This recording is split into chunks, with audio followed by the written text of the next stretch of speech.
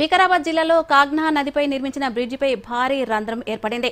దీంతో వాహనదారులు భయాందోళనకు గురవుతున్నారు. తాండూరు కొడంగల్ రోడ్డు మార్గంలో కాగ్నా నదిపై పాత బ్రిడ్జి శిథిలావస్థకు చేరడంతో గత ప్రభుత్వం కొత్త వంతెన నిర్మాణం చేపట్టింది. 16,80,00,000తో కొత్త వంతెన నిర్మించారు. 2 ఏళ్లుగా కొత్త బ్రిడ్జిపై నుంచి తాండూరు కొడంగల్తో పాటు మహబూబ్నగర్, కర్ణాటక, మహారాష్ట్ర మార్గాలకు రాకపోకలు సాగుతున్నాయి.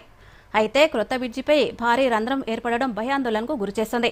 బ్రిడ్జిని తాండూరు ఎమ్మెల్యే మనోహర్ రెడ్డి పరిశీలించారు. గత పాలకుల నిర్లక్ష్యంతో నాసిరకంగా బ్రిడ్జి పనులు జరిగాయని ఆరోపించారు. రంధ్రం నుంచి రక్షణగా చర్యలు చేపట్టాలని అధికారులను ఆదేశించామన్నారు.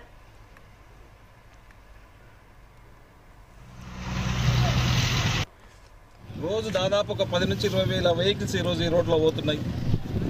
దీంట్లో ఈ రోడ్డు పైన చేసేటువంటి బ్రిడ్జి కాంట్రాక్టర్స్ కానివ్వండి, వర్క్ కానీ ఏ విధంగా నాణ్యత ఉన్నదో మీరు ఈ 2-3 రోజులు పడ్డటువంటి వర్షాలకే ఏ విధంగా చిత్తుల వ్యవస్థ ఇదైపోయిందో చూస్తూ ఉన్నారు.